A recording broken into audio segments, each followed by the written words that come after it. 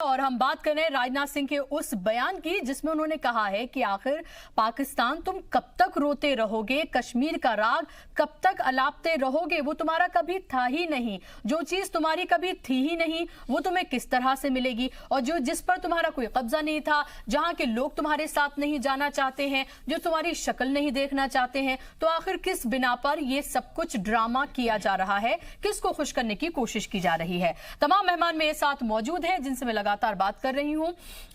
शिवदान जी, सवाल ये भी है कि जब हम गिलगित बल्टिस्तान की बात करते हैं, जब हम बात करते हैं पीओके की बात करते हैं, खासतौर पर गिलगित बल्टिस्तान की अगर हम बात करूं तो हमें ये नहीं भूलना चाहिए कि पाकिस्तान की मदद से चाइना वहां पर क्या कर रहा है, और चाइना जिस तरह से वहां पर पूरा कॉरिडोर वहां पर उसने बना डाला है, ऐसे में क्या हिंदुस्तान के लिए वहां पर दखल देना और जिस तरह के हम दावे कर रहे हैं वो दावे करना कितना आसान कितना मुश्किल होगा। देखिए, इसकी यदि पूरी हिस्ट्री देखी जाए तो 1949 में एक मीटिंग हुई कराची के अंदर जिसमें पीओके के जो so called president, Gilgit Baltistan का एक मुस्लिम कॉन्फ्रेंस नाम का ऑर्गेनाइजेशन वहां पर उसको रूल करने की कोशिश कर रहा था, उसके एक प्रेसिडेंट और एक पाकिस्तान सरकार के मिनिस्टरों ने एक डिसीजन लिया कि पूरे गिलगित बाल्टिस्तान एरिया को पीओके से अलग कर दिया, उसको नॉर्दर्न एरिया नाम देकर के उसको बिल्कुल अलग कर दिया और उसमें कानून लागू किया, अंग्रेजों का लागू किया हुआ एक कानून होता है सरहदी अपराध नियंत्रण कानून, जो अंग्रेजों ने जानबूझ करके बहुत सख्त कानून इस एरिया में लागू किया था, उसको उस एरिया में लागू कर दिया गया। और वहां पर ना कोई असेंबली थी, ना कोई पब्लिक रिप्रेजेंटेटिव था उस खासकर गिलगित बाल्टिस्तान एरिया में। तो गिलगित बाल्टिस्तान एरिया का ये 74 तक इसी तरह का कानून चलता रहा।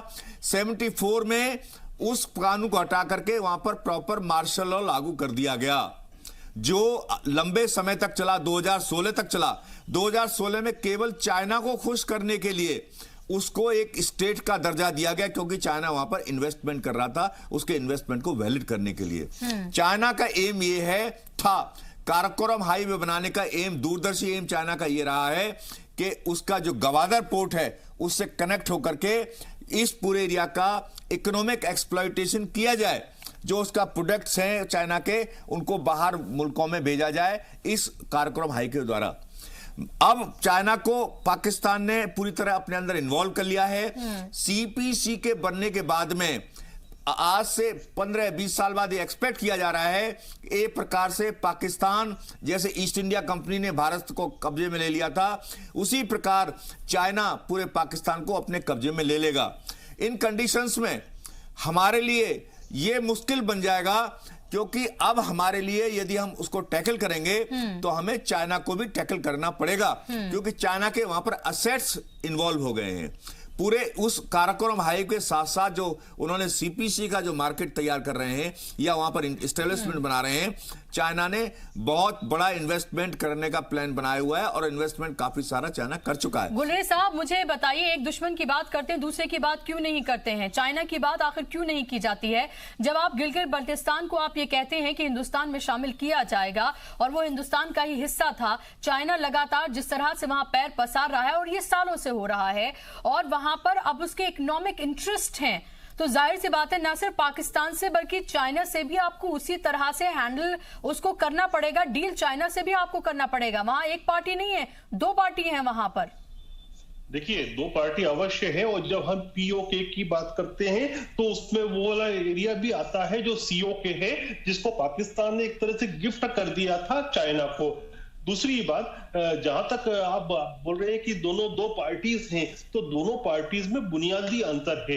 एक तो जो है हमारा वेस्टर्न जो नेबर है वह तो आतंकवादी है, और जो ईस्टर्न नेबर है आज के समय में वो ठीक है विस्तारवादी तो आज भी है, लेकिन उससे ज्यादा वो बिजनेसमैन है। वो चीन का पिछले वर्ष का देखे तो 7,60,000 करोड़ रुपए का व्यापार भारत के साथ हुआ, और भारत आज के समय में अमेरिका के बाद उसके लिए सबसे बड़ा दूसरे नंबर का बाजार है।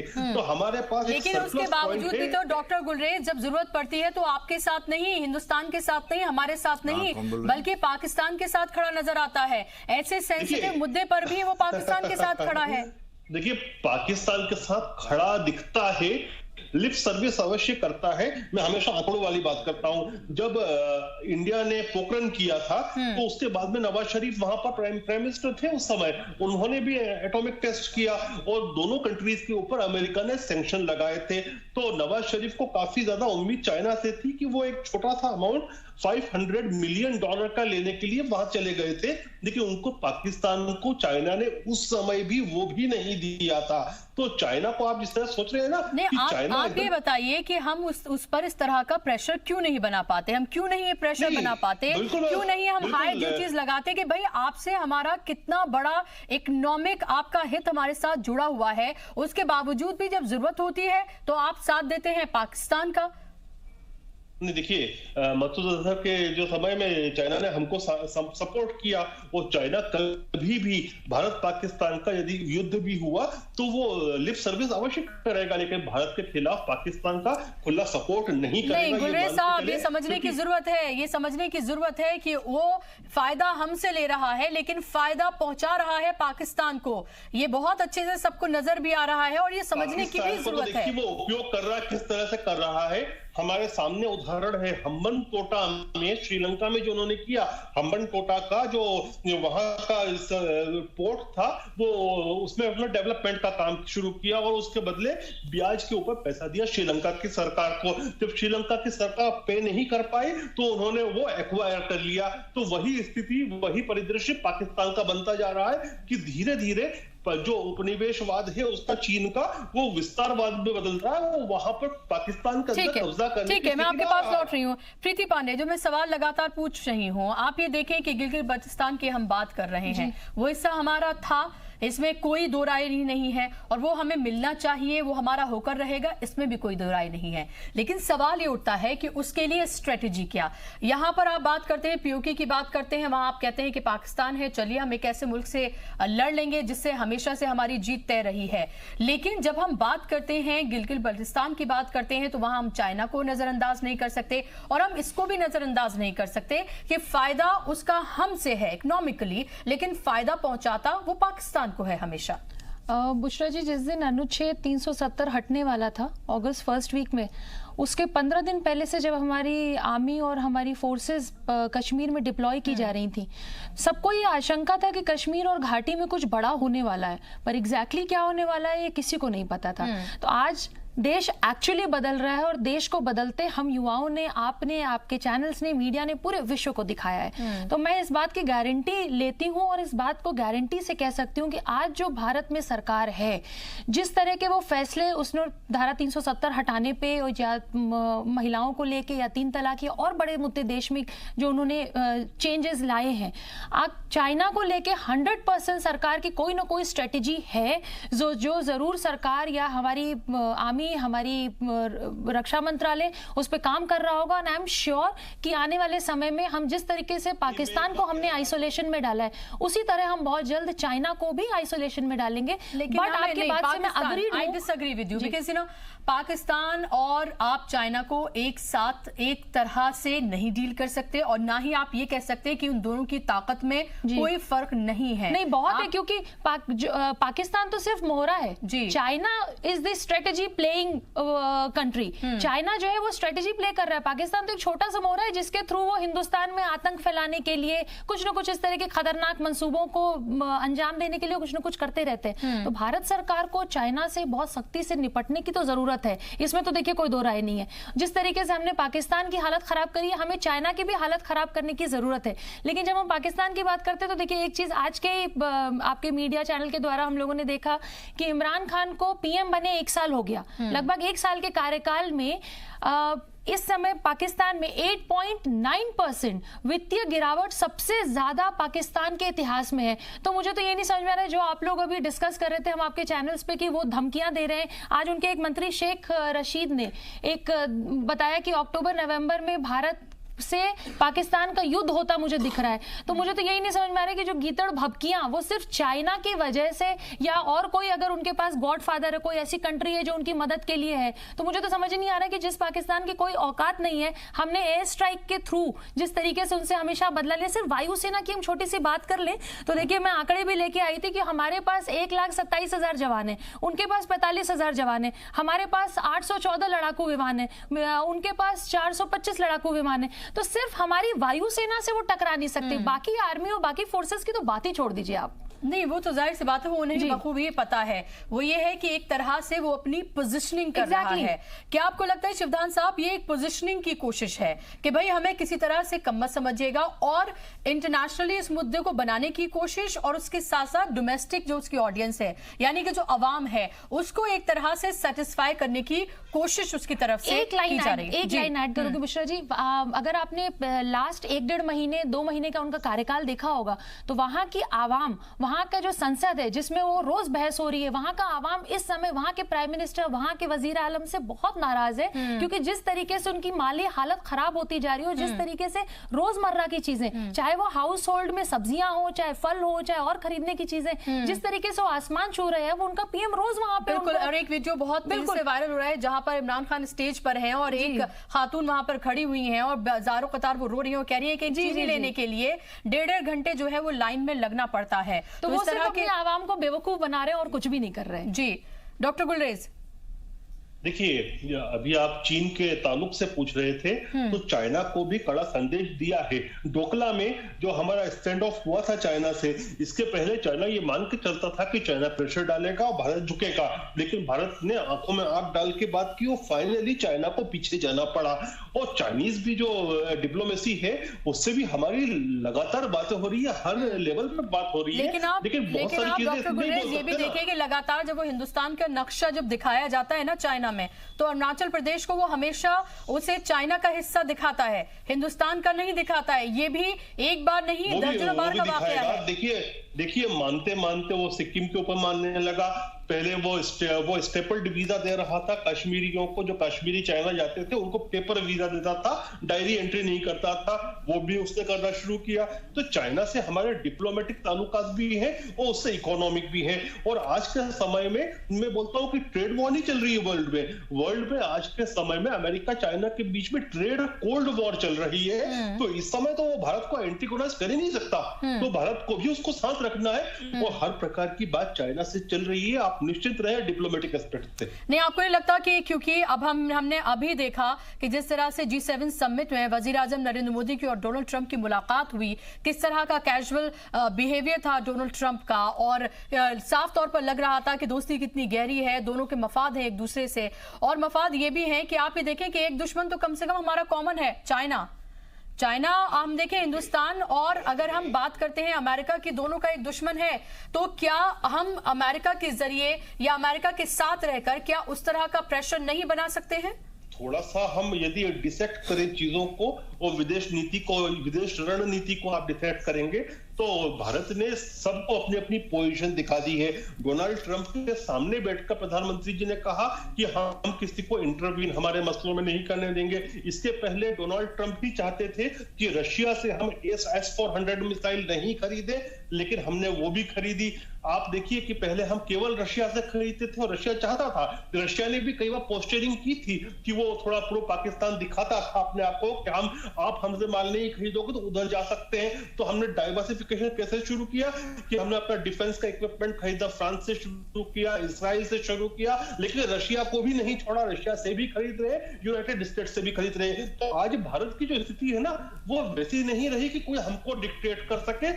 हम संप्रभु कंट्री है और हमारे मैटर्स में कोई इंटरफेयर नहीं कर सकता, चाहे वो चाइना हो चाहे यूनाइटेड स्टेट्स हो। ये बहुत बड़ा मैसेज मोदी सरकार ने S-400 के द्वारा डोनाल्ड ट्रंप को स्पष्ट कहा, उसके द्वारा पूरे विश्व बिरादरी को दिया है। ठीक है, ओके।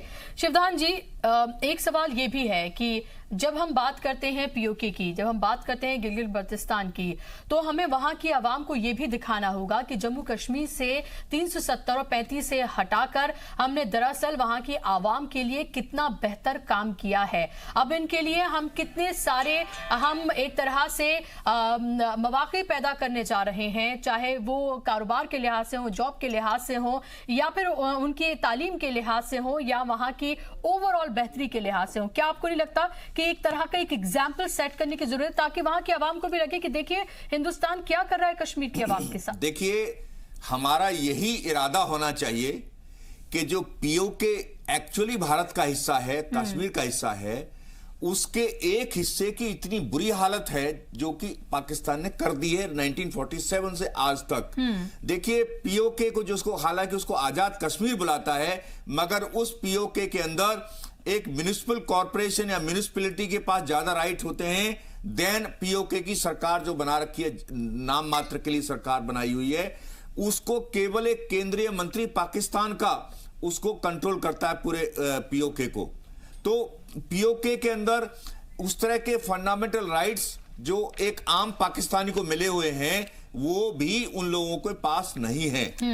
तो इस प्रकार से यदि अब जैसे मैंने पहले भी कहा है कि पूरे गिलगित बाल्टिस्तान के अंदर केवल 2016 में चाइना के दबाव में उसे एक राज्य का दर्जा दिया है पाकिस्तान ने, वो भी नाम मात्र के लिए। उसका पूरा कंट्रोल वो अभी भी पाकिस्तान से के एक केंद्रीय मंत्री करता है। तो इस कंडीशन में जब हम अपने भारतीय कश्मीर में और जम्मू में इस तरह की प्रगति लाएंगे, जैसा कि अभी अनाउंस किया गवर्नर साहब ने कि 50,000 जॉब दिए जा रहे हैं और जगह जगह आईटीआई खोले जा रहे हैं हर डिस्ट्रिक्ट में, और मेडिकल कॉलेज खोले जा रहे हैं 5, और बहुत सारे विकास होगा।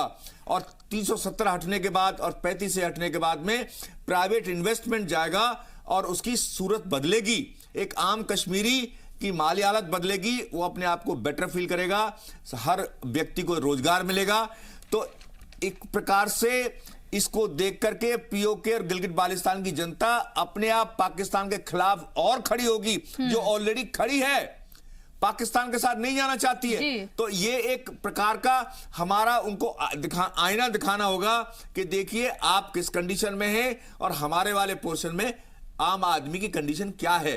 तो ये आप ही तय करें कि आप इधर रहना चाहते हैं या इधर रहना चाहते हैं। तो एक प्रकार से ये हमारे बहुत फेवर में जाएगा, इसलिए हमें इस बात अपने एरिया की जो कंडीशन है उसको इंप्रूव करके और इसको पूरे वर्ल्ड को दिखाना चाहिए कि हमारा इस कश्मीर में आज हालत ये है। ओके, गुलरेज साहब, बात और भी है, इमरान खान साहब ने एक बात कही कि हर जुमे के दिन आधा घंटा 1 घंटा लोग निकले और वहां प्रदर्शन करें। मुझे तो अपेक्षा और भी है, मुझे अपेक्षा यह है कि ये हो सकता है कि उल्टा दांव पड़ जाएगा, क्योंकि जिस प्रकार से पख्तून समुदाय में, सिंधियों में, बलोचों में और पीओके के जो हमारे लोग हैं उनमें पाकिस्तान के खिलाफ विद्रोह है।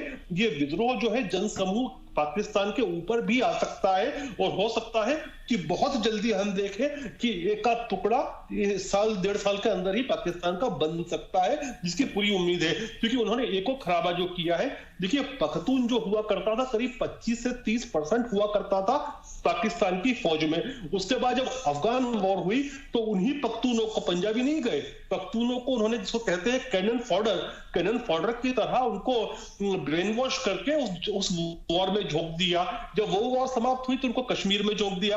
अब उनके बच्चे जो पख्तूनों के हैं वो चाहते हैं कि हम भी अच्छी पीसफुल लाइफ जिए, प्रॉस्पेरिटी करें, तो वो लोग एंटी जा रहे हैं। और जो पख्तून है ना, वो बेसिकली एक वॉरियर रेस है, मार्शल कौम है, तो वो इनको छोड़ने वाले नहीं है। सिमिलरली आप बात करें कि पीओके में जो हमारी टेरिटरी उसमें तो उन्होंने पूरा डेमोग्राफिक चेंज कर दिया। आप पंजाब के लोगों को लाकर वहां बसा रहे, जहां पर शिया था उसको आप अलग बाहर करके आप सुन्नी को बसा रहे। वहां पर एक तरह से कश्मीरी लैंग्वेज तक को खत्म कर दिया गया। आपने जबरदस्ती उर्दू उस तरह से थोपी गई जिस प्रकार से आपने कोशिश किया था कि ईस्ट पाकिस्तान जो हुआ करता था आज का बांग्लादेश, वहां बांग्ला को समाप्त करके इन्होंने कोशिश करी थी उर्दू थोप देंगे। तो उसी की वजह से कंट्री जो था वो टूट गया, उनके पास से अलग हो गया। तो यही स्थितियां पीओके में, बलूचिस्तान में, गिलगिट तो खैर है ही सही, वो पूरा अलग डेमोग्राफी है वहां की, और यही सिंधु देश में हो रहा है। जी 5 मिनट बिल्कुल। और हम लगातार ये भी देख रहे हैं, खासतौर पर हम गिलगिट बल्तिस्तान की बात करते हैं तो वहां अगर कोई जाए तो ऐसा लगता है कि न जाने कितने सदियों पहले की वो तो 40s में 40 के दशक में अगर वैसी स्थिति है, महिलाओं को अपनी जिस्म फरोशी करने के लिए मजबूर होना पड़ रहा है, क्योंकि वहां की माशरी स्थिति इतनी खराब कर दी है, इकोनॉमी इतनी डाउन कर दी है कि बच्चों की पेट पालने के लिए महिलाओं को जिस्म फरोशी करना पड़ रहा है। हमारे लोग हैं वो, हम क्यों नहीं आवाज उठाएंगे उनके लिए? जी बिल्कुल, और आवाज उठाने की जरूरत है। यही तो मैं आपसे बार बार कह रही हूं कि हमें इतनी जोर से आवाज उठाने की जरूरत है कि हम हिला पाए चीजों को, हम ये बता पाए। जो हमको देख रहे हो बुशरा, एक सेकंड, जो भारत के जो एनआरआई पूरी दुनिया में फैले हुए हैं, आपके माध्यम से, आपके चैनल के माध्यम से हाथ जोड़ के विनती करता हूं कि आप पाकिस्तान को एक्सपोज करें। आप हमारे प्रवक्ता है उस देश में बैठे हुए, सरकारें सरकारों से बात कर सकती है, लेकिन आप वहां के जन सामान्य से बात कर सकते हैं और भारत के लिए और पाकिस्तान के खिलाफ वातावरण बना सकते हैं। जी, और गुलरेज साहब, हमने ये भी देखा है, अभी हाल ही में हमने देखा, क्योंकि आप ये बात कर रहे हैं कि जो लोग बाहर रहते हैं, हमने देखा कि गिलगिट बल्तिस्तान के भी जो लोग बाहर रहते हैं, हमने वो देखा कि जब भी वो एहतजाज करते हैं हमेशा वो फेवर में करते हैं हिंदुस्तान के, that they want to go with India. केवल वही नहीं मैडम इवन बलूची भी करते हैं। देखिए, बलूचिस्तान के सबसे बड़े कोई नेता था तो वो कौन थे? नवाब बुख्ती। नवाब बुख्ती को मुशर्रफ के पीरियड में, पुरानी बात नहीं कर रहा हूं, मुशर्रफ के पीरियड में जिस तरह से मारा, और उनकी जो लाश थी उसको एक पेटी में रखकर उस पर ताला लगा दिया। ये किसी लाश के साथ कोई करता है ऐसी बेहुरमती, जो कि वहां के नवाब के साथ की, वहां के सबसे बड़े नेता के साथ की है। जी बिल्कुल शिवदान साहब, क्योंकि आप एक डिफेंस एक्सपर्ट हैं और आप वहाँ की ज्योग्राफी को, इस सबको बहुत अच्छे से समझते हैं। जब हम गिलगिट बल्तिस्तान की हम बात करते हैं, पाकिस्तान बेपनाह दावे करता है, चाहे चाइना वहाँ पर कितना भी वहाँ कॉरिडोर लेकर आ रहा हो, सीपीसी की वहाँ बात कर रहा हो, लेकिन हम भी देखें कि वहाँ पर डेवलपमेंट जो है वो दूर दूर तक नहीं, ऐसा लगता है किसी और दुनिया में आ गए हैं आप। देखिए, जब पाकिस्तान ने 1947 से अब तक ना उसको एक प्रॉपर, जिस प्रकार हमने जम्मू कश्मीर को 1947 से आज तक प्रॉपर एक राज्य समझ के उसको उसकी मदद की है, उसको केंद्र से जितनी भी इमदाद जाती है, जो मदद जाती है, आपको ताज्जुब होगा 2000 से लेकर 2016 के बीच में जम्मू एंड कश्मीर राज्य को केंद्रीय सहायता का 10% दिया जाता रहा है पूरे देश का, जबकि उसकी आबादी पूरे देश के 1% है। फिर भी 10% राशि जम्मू एंड कश्मीर को दी गई है उसके विकास के लिए, उसकी देखभाल के लिए। ऐसा पाकिस्तान में आज तक नहीं हुआ है। पाकिस्तान में एक सेंटर से मदद क्या, वो अपना ही काम चलाने बहुत है, उनको बेचारों को एक अनाथ की तरह छोड़ दिया गया है जम्मू पीओके वालों को। तो पाकिस्तान किस मुंह से ये कह सकता है कि मेरा वाला पोर्शन जो है बहुत अच्छा है या ये ऐसा है? तो मैंने ये कहना चाहता हूं कि जो पीओके है बहुत जल्दी खुद ही अपने आप हमारे कश्मीर में मिलने की कोशिश करेगा। क्योंकि प्रीति जी, ये भी देखने की जरूरत है कि हिंदुस्तान एक ऐसा मुल्क है जो पीस चाहता है। कभी हमारी तरफ से जंग की को लेकर कोई शुरुआत नहीं की गई, चाहे पाकिस्तान के साथ ही सही, हमने हमेशा जवाब दिया है, क्योंकि हम इसी में यकीन रखते हैं और इसी के लिए हम दुनिया भर में भी जाने जाते हैं। जब पीओके और गिलगिट बल्तिस्तान की हम बात करते हैं तो क्या आपको लगता है जंग नहीं, बल्कि पाकिस्तान से जंग नहीं, बल्कि स्ट्रेटेजिक तरीके से उसे किस तरह से अपने में शामिल किया जाए, इसको लेकर बात करने की जरूरत है? देखिए बुशरा जी, पाकिस्तान की हालत तो आपको पता ही है, विश्व स्तर पे भी पता है कि खाने को दाना नहीं और परमाणु बम के धमकियां देते रहते हैं, जिसकी औकात अपने यहाँ आवाम को 2 टाइम का भोजन मुहैया कराने की नहीं हो, और वो बड़ी बड़ी बातें करता हो, इंडियन आर्मी और इंडियन फोर्सेस और हमारी सरकार से पंगा लेने की बात करता है। आज उसकी अपनी हैसियत कुछ भी नहीं है। लेकिन देखिए, आपने जैसे एक बात कही कि पीओके में जो लोग हैं, सही बात है कि जो पीओके में लोग रह रहे हैं वहाँ पे, वो कहीं ना कहीं तो हमारे ही आवाम है, हमारे ही देश के लोग हैं जो आज वहाँ पे हैं और बहुत बुरी स्थिति में हैं और फंसे हुए हैं। कश्मीर में जो लोग आज अनुच्छेद 370 हटने के बाद जिस तरह की योजनाएं केंद्र और राज्य सरकार दोनों की चलती हैं, जब उनका फायदा वहां के युवाओं तक पहुंचेगा तो कहीं ना कहीं हो सकता है इसमें समय लगे, हो सकता है इसमें साल भर लग जाए, 2 साल लग जाए, 4 साल 5 साल। जब 70 सालों तक हम लोगों ने इसको झेला है तो अगर 2-3 साल 5 साल लग भी जाए तो कोई बड़ी बात नहीं। लेकिन जब ये योजनाएं युवाओं तक पहुंचेंगे, आप ये बताइए कि स्वास्थ्य कितनी बड़ी बड़ी योजनाएं चल रही हैं, पर वहां के युवा को उस योजना का कोई आज तक लाभ नहीं है, एजुकेशन का कोई लाभ नहीं है। वो 500 रुपए 600 रुपए पर डे पे पत्थर मारते हैं हमारी आर्मी पे, वो भटक चुके हैं। लेकिन अगर योजनाओं का लाभ उनके युवाओं तक, उनके परिवारों तक और उस तरीके से पहुंचेंगे जो पिछले 70 सालों में नहीं पहुंची, सिर्फ पॉलिटिसाइज करके वहां की जनता को, वहां की आवाम को गुमराह किया गया। और 70 सालों में कश्मीर की घाटी में, जैसे सर ने भी बताया कि पूरे देश का 10% राशि 1% वाली पॉपुलेशन वाले स्टेट में दिया गया। इसके बावजूद अभी तक देखिए वहां पे कोई इस तरह का रोजगार, क्योंकि लोगों तक पहुंचा ही नहीं। और वहां के जो सर बिल्कुल, वहां मैं अभी कुछ दिन पहले आपके मीडिया के माध्यम से देख रही थी कि 50-50 लोगों ने, वहां के एक्स सीएम्स ने और वहां के लोगों ने जो वहां के सरकारों में रहे, उन्होंने अपने अपने सरकारी बंगलों में रह रहे हैं और अपने प्राइवेट बंगले उन्होंने रेंट पे दे रखे हैं। 50-50 करोड़ रुपए की सजावट हुई हो उनके बंगलों के। वो पैसे बुशरा जी आवाम के थे, जो केंद्र सरकार से राज्य में गए थे वहां के युवाओं के देखभाल के लिए, उनके पालन पोषण के लिए। तो वहां नौकरी नहीं थी, वहां पे हेल्थ नहीं है, वहां पे एजुकेशन नहीं है, वहां पे बहुत समस्याएं हैं।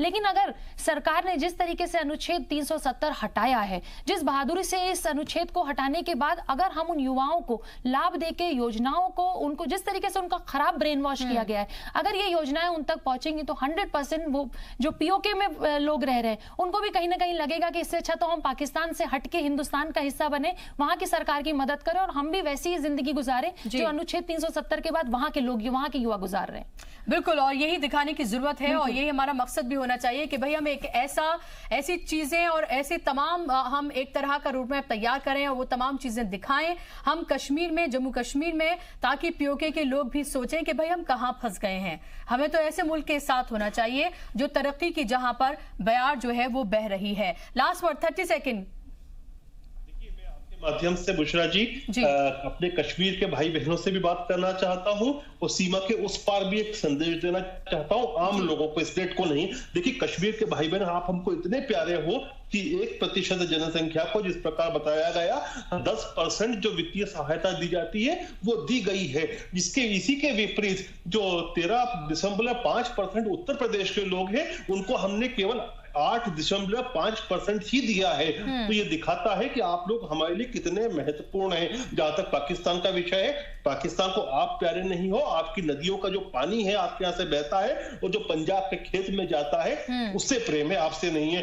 दूसरा, पाकिस्तान के भाई बहनों को मैं कहता हूं हम आपके भी खिलाफ नहीं है, आप भी हमको इतने ही प्यारे हो। 47 से पहले आप हमारा ही अंग थे, ठीक है, लेकिन हमने अब उसको अलग कंट्रीज दे दिया तो हम आपकी संप्रभुता में खलल नहीं करेंगे।